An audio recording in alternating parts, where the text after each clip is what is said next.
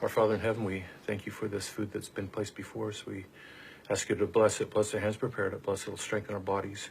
We ask a special blessing this day, Lord, for those that have no food. Bless them with comfort and hope. Amen. Ooh, that looks good. I am registered as a Republican. Do you want some of this?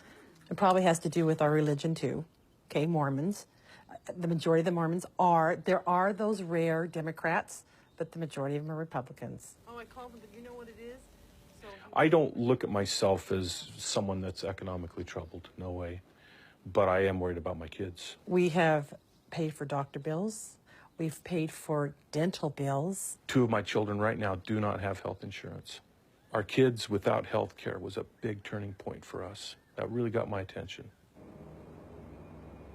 I am a power plant operator where I work the geysers. It's a renewable energy source. Calpine is a good company. They are. So then why are they cutting back on people and cutting sick leave? Well, the operation will be more profitable if they cut back on personnel. That's a given.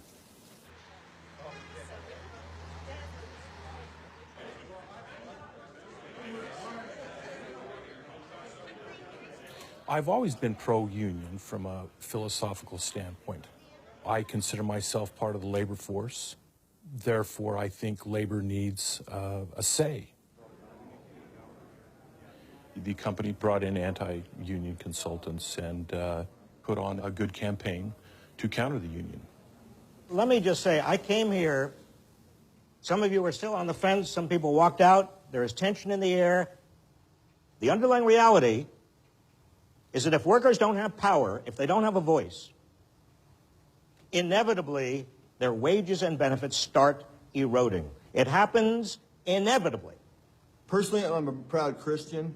I'm a proud Calpine employee. I think they treat me more fair than I should be treated.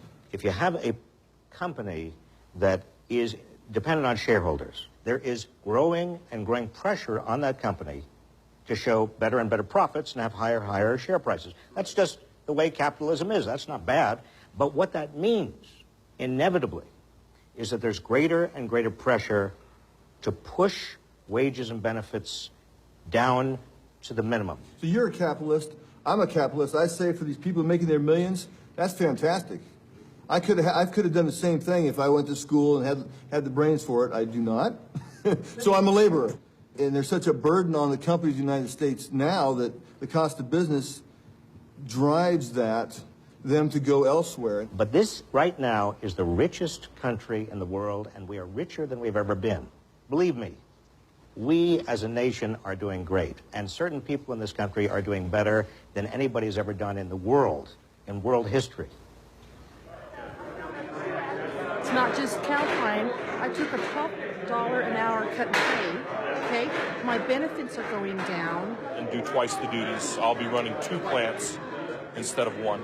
If you have $10 million, if you have $1 billion, why do you need that little bit that I have? Okay?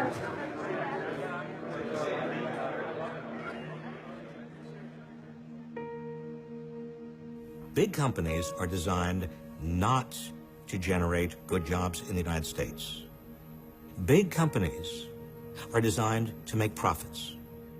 And thanks to the members of the administration, Jeff and Cass and others that have worked. This isn't a matter of fault. You know, the head of GE is on the president's Jobs Council. I want to start off by thanking Jeff for his continued outstanding leadership of this Jobs Council. Well, GE has been creating more jobs abroad than it's been creating jobs in the United States.